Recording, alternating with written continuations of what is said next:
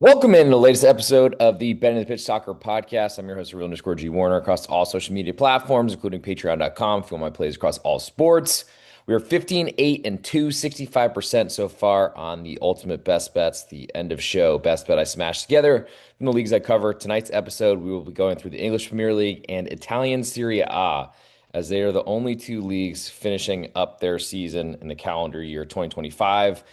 Spanish La Liga is coming back pretty quickly in 2026. Also, England and Italy will be back, and then we'll be going through other leagues as well, like France and Germany, but they have a little while. Come on, come over here. Come here. Come here. Come on. And I got my co-host right here, my partner today. His name is Fig. He doesn't want to be on camera, apparently. He wants to just bite my hand off. But we're going to start in England on this matchup. Now here he is. We see dogs do exist. Oh, thank you. He really likes eyeballs too, unfortunately, for anyone involved on this here podcast. So thank you. Yes, I am at your level. I shouldn't be sitting on the floor, but I am. Anyway, got a new partner on tonight's episode, and we're going to start where the money is, and that's in England. Look how well behaved this guy is. Yes, I know. So we're going to start with Nottingham Forest and Manchester City. This matchup is in the City Ground in wherever the hell Nottingham is. Right now, Forest is a one-goal underdog. Total in this one is 2 3/4, and it's juiced all the way to over. So Manchester City have certainly been turning around their season after a really rough start or rough, really end of 2025, all of last season. Have been better this year, climbing their way up the table, fighting for the Premier League title, especially now Liverpool have fallen so far off, but Arsenal are way ahead, and that's a big problem for Man City. But Arsenal are falling under their normal injury rotation, and then we'll see how much they can survive with all this. I guess we're just gonna have him on this episode the whole time. Forest, on the other hand, they basically sacked their manager because he didn't get along with one of the higher ups, though that's usually the owner of the team. This time it was not. And new guys come in, more conservative than the last somehow. And Sean Dyche has been getting some results, which I expect to continue. I think it's one goal underdog. I'm not as interested in playing unders with Man City this year because they can score goals. Erling Haaland's been super hot, probably the best property to have in FPL if you're an FPL player. And then Phil Foden has also been awesome lately too. So that's scary, but a full goal of insurance on the early matchup for the English Premier League. I guess they did have a Boxing Day match as they always do, but usually it's the entire day is full. But I guess because it was a Friday today, they went a little bit differently. But Forest for me is the biggest interest I have in that early matchup. I could be, I guess, convinced into some sort of under leans possibly. I just don't know that I really want to play that because unfortunately, if you're wrong on Manchester City's offense scoring a bunch of goals, not only are they going to cover the spread, they're also going to beat your total. So I'll play a low scoring game, hoping that Nottingham Forest, if they do score some goals, that maybe if they hit over, they can still cover. Um, but I think that's probably the limit of where I'm going. In terms of movement on this one, since I've been tracking that, I might as well say it. Pretty much all I've really seen so far is Nottingham Forest as a one goal underdog, but that has been getting bet on the Manchester City side. Maybe we see a 1 1/4 before this kicks off, 7:30 a.m. Eastern time, 6:30 God's time in Texas, though I'm not currently recording from there. And total has dropped from 3 to 2 3/4, so that might mean a little bit more. Move next to Brentford and Bournemouth. Currently, Brentford, a quarter goal favorite at home, almost all the juice on Bournemouth away from home. Total in this one is 2 3/4, as I get hairs out of my mouth, uh, unintentionally. And total in this one is 2 3/4, juice pretty heavily to over. So a lot of the juice on Bournemouth, a lot of the juice on over. Haven't really seen much of movement here. Surprise, surprise, isn't the biggest bet game on the site. All lines quoted courtesy of Bet Online, former sponsors of this podcast, not currently. Would love them back, but ultimately I've supported this podcast before and great spot. And 16-cent juice in the Premier League is better you're going to find anywhere else. If you don't have an account there, please hit me up at the real_G Warner across any social media platform that you are listening to this, or if you want to find me on Twitter, that's probably the best spot. In terms of where I'm going with this matchup, Brentford have been really good at home. They've taken a ton of scalps of really big clubs all across the Premier League. Bournemouth really have struggled after a great start to the season. Were awesome last year. Have been a real moneymaker for at the real_G Warner and his Patreon club. But at this point, I don't know that there's enough here. Unfortunately, it seems like Antoine Semenyo show is all that really exists. Um, don't know why he's not at AFCON, to be frank, but at this point, I'll lean to the quarter of a goal. Brentford's have high scoring matches, even though they seem to score from set pieces every matchup. That doesn't feel like a great way to win a match. So I guess if I got to pick something on this one, I'll lean to Bournemouth getting a quarter of a goal away from home. But they don't seem to be the same defense they used to be. I guess the low scoring games are a lot of times, I think, because as favorites, they don't score much. So don't know that I'm in a great spot without an Euro right now, though forever and should almost have a tattoo of him at this point, or at least a jersey, a kit from when he played Athletic Club in Spain. We'll move next to West Ham United and Fulham.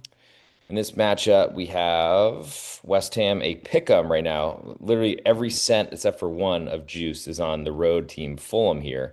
Total's 2.5, and it's juiced very heavily to over in terms of where money has moved in this one. So we've seen Fulham get bet a little bit. And the totals dropped from 2 3/4 to 2.5. So that's important, especially if you're playing under, because if it lands 3 goals here, you certainly want to win or lose half of your bet on that 2 3/4. So I'll be waiting to see if that one comes back. West Ham to me are still one of the most conservative coached teams. Former Nottingham Forest coach. Somehow they got more conservative, but he moved on to West Ham, and Nuno Espirito Santo is just not going to ever attack, which makes a pick'em pretty expensive for any team that's not going to attack. But this one's also looking like it's trending toward West Ham United becoming a quarter goal underdog. That's certainly a number I'm waiting for. I don't know if the pick'em is enough for me right now to say I'd play it. Certainly want to look at lineups and see how that all looks and lean that way in that direction for sure. Also lean under 2.5 because well, I like what Marco Silva has done for Fulham. They just haven't gotten a lot of great results so far this season, and I think that's something that we need to take notice of at this point in the year, especially as a road favorite, which I think is probably enough of a price for me to want to bet the other side. We'll move next to Arsenal hosting Brighton. Of course, Arsenal should always get bet, seem to always get bet. Let's see what I've been tracking here. We've seen a goal and a quarter this whole time, but it's become very, very juiced on the Arsenal side. It started that way, but it's only increased.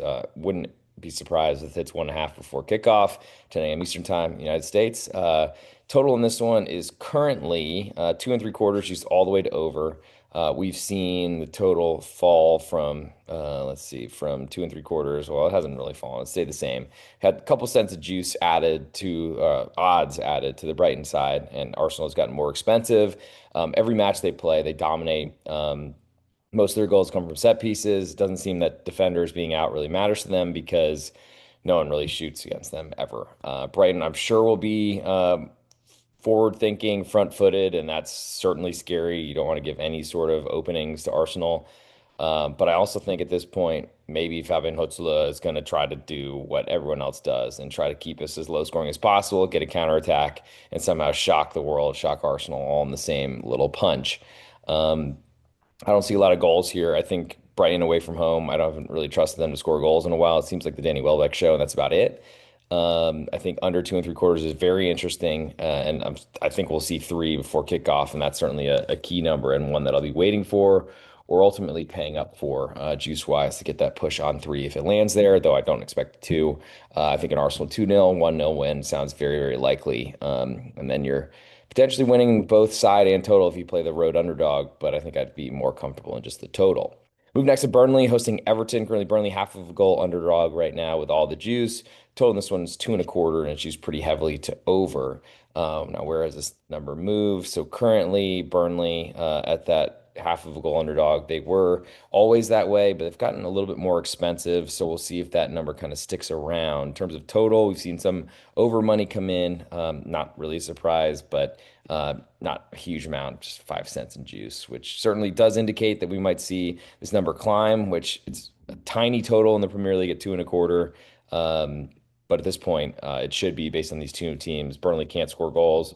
Everton is going to go on the road and not entertain is something you've seen probably on every podcast I've done. If you're following the Bet in the Pitch podcast, leaving 5-star reviews and Apple Podcasts on the Spotify, it's huge for the search rankings, and we really appreciate that. All the new subscribers on YouTube at the Real_G Warner have been great. Plus the lots of views on the reels too. That's been really climbing up, and I don't know what I've done to change anything, but maybe it's just momentum. works in dating, works in sports, I guess. So awesome. Thank you for all your support in that measure. But ultimately, I just don't see goals coming from Burnley. They're the home underdog. They should have a huge crowd behind them. Everton are going to go to defend. That's what they do. So under 2.25 looks very interesting to me in that matchup. To the last of the Saturday onslaught in that early 10 a.m. Eastern time window, we have Liverpool, a 1.75 goal favorite at home to Wolves. More juice on the Wolves side. Totals 3, juiced all the way to over. So who's backing Wolves at this point, even with how bad Liverpool have played? Nobody. It's a little bit bigger than the number I made, and I tried to make it as big as I could. We saw this total at 3.25 fall to 3. It's probably going to jostle between those two numbers. Obviously, I think most sportsbooks don't want a 3 out there because they don't want the push. So I wouldn't be surprised if 3.25 comes back, which I think Wolves will have to contribute to. I just don't see Liverpool scoring 4 goals. The question is, can Liverpool keep a clean sheet? And that's another big question as well. With wildcard coming up in FPL, I went pretty heavily on the Liverpool defense. Grabbed Kirkez. We'll see if he even starts. And I think I grabbed Virgil van Dijk as well, who I never ever want, but because he's expensive. But I do think that there's some value on potentially finding a clean sheet in this matchup. And with a 3 goal total in your pocket, I just don't think Liverpool are good enough to score that many. Wolves have been bad, but really it's because they can't score goals. Their defense has been not great. Goalkeeper's been making mistakes from time to time, but that'll happen when you're bottom of the league and facing them as much pressure as they are. I just think at this point for me, I don't expect Liverpool to dominate games, to win by lopsided margins. And usually, if you need to get 4 goals in a matchup to kill a total, I'm not going to really believe that'll happen. But I'll certainly be waiting to see 3.25 pop because I would love to win and it lands 3. To the nightcap on Saturday, Chelsea hosts Aston Villa. Currently, Chelsea 3/4 goal favorites. All the juice on the Villa side. Total in this one is 2.75, and it's juiced very heavily to over as we speak. Um, Chelsea, we can argue that they've been playing up or down to their competition all season. Current market has moved them from a half a goal favorite, very juiced, to a 3/4 goal favorite with all the juice on Aston Villa. Total has been climbing from 2.75 toward 3. Had been giving some odds on the under. That's been bet back. Looks like it might even hang 2.75, but I expect it probably will climb towards 3 tomorrow on game day, match day, as they call it in England. I think Aston Villa's defense has been great, and that's been their calling card under Unai Emery. They had an awful start to the Premier League season. Kind of turned it around in the Europa League, and then things have gotten better since then. Hottest team in the English Premier League entering in, or maybe in all of England, entering into December. Um, I think Villa is the side I want here. I know they're going to give Chelsea a good game. Chelsea, I just have no idea what they're ever going to do. And that makes them pretty tough to bet against, but really tough to back. And especially as a favorite, needs to win by multiple goals here to take my full unit. So Villa, 3/4 goal underdog, I like that. And I'll lean to the under 2.75, though certainly waiting for a +1, which doesn't look likely, and a 3, which looks more likely, but we'll see what happens with some movement on Saturday. We have 2 matches to go on Sunday. We have Sunderland hosting Leeds. Currently, Sunderland a pick'em, 4 cents more juice on the home team, a battle of promoted sides. And this number has moved from Leeds with getting odds. So there's been some money coming in on the Leeds side. I'm surprised because they're really just a home team to me. I wouldn't want much to do with them away, but ultimately the market's been against Sunderland all season, and we've been making money hand over fist at the Real Discord G Warner on Patreon. So that's been awesome. Looking to keep that going as long as possible, of course. Um, I think I mean, it's pretty simple. Sunderland at home, in front of a raucous crowd, they're not going anywhere, and this is one of those matches where there's no jeopardy. They just need to win. I'll also lean to under 2.25. I just don't think Leeds are going to go in and score many goals. So home team and under, and let's see Leeds crack that nut. Last but not least, we'll go to Crystal Palace hosting Tottenham. Curly Palace, 1/4 goal favorites. A little bit more juice on this one. Total in this one is also 2.5, and it is juiced pretty heavily to under. So Tottenham have been playing inexplicably conservative football. That's, I guess, what their manager will came up doing, will continue to do.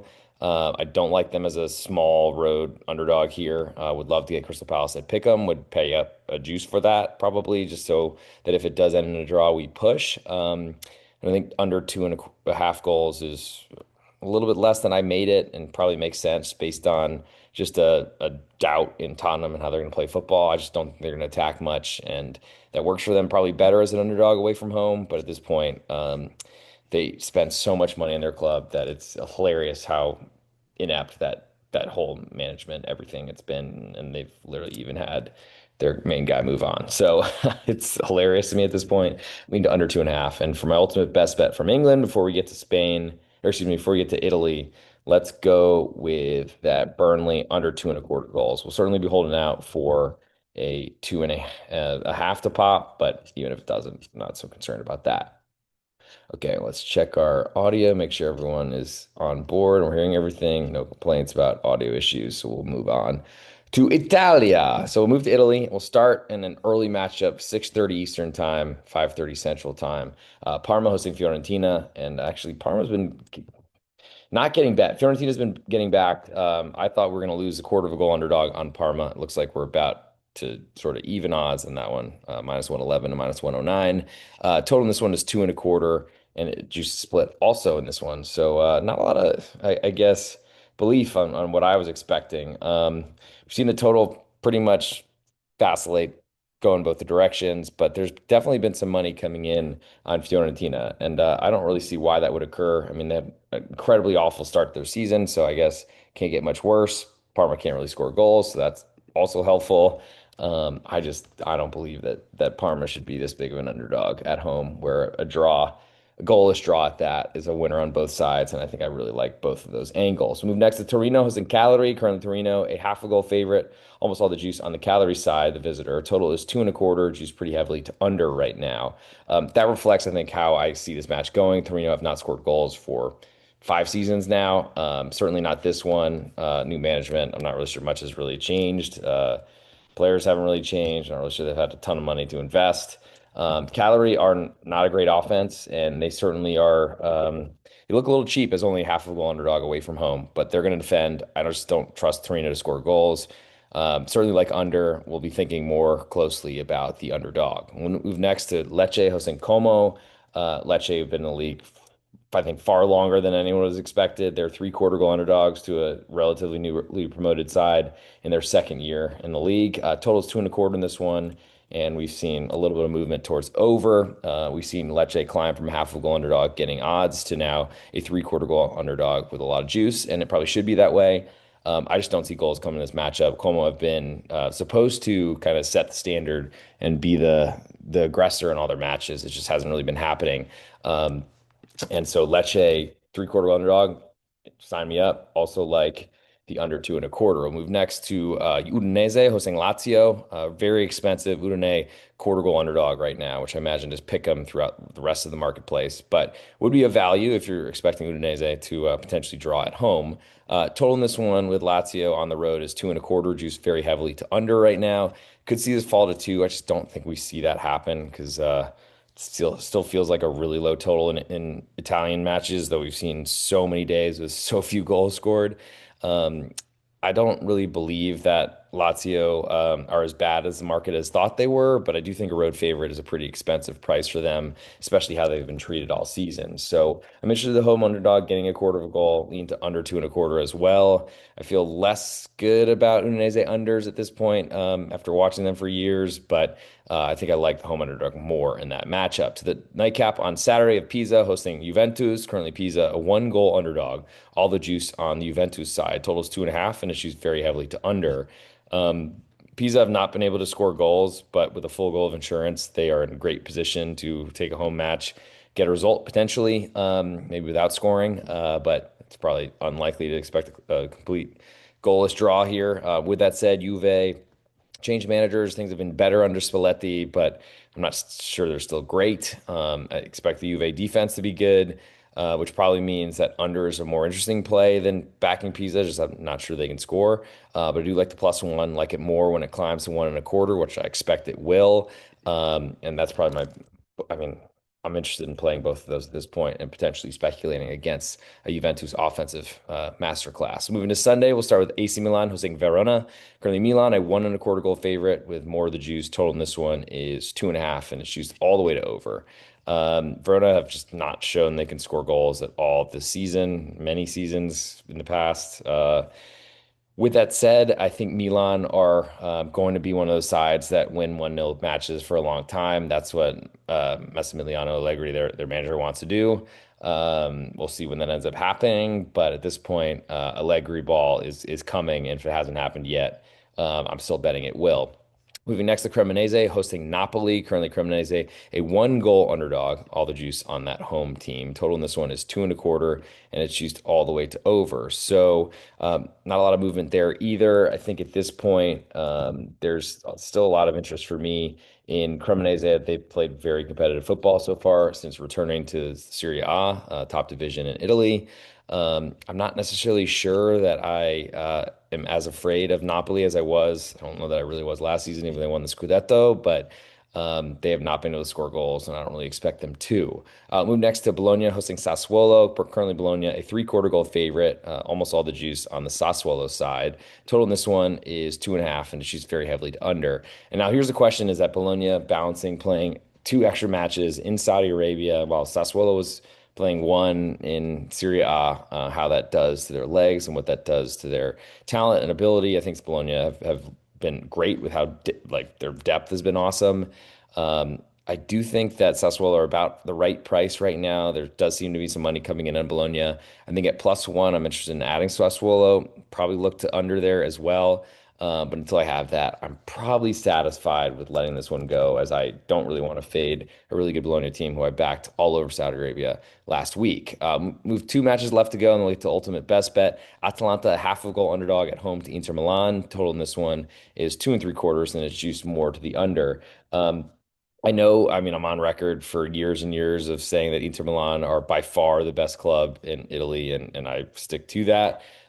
Seeing money come in on Inter, moving them from a quarter goal underdog to a half of a goal underdog after not making the Supercoppa Italiana final was a surprise, but ultimately I think was just a tough thing to argue and one off on another continent. Good luck and a money grab, seeing the interest in because Inter have played so well in Champions League.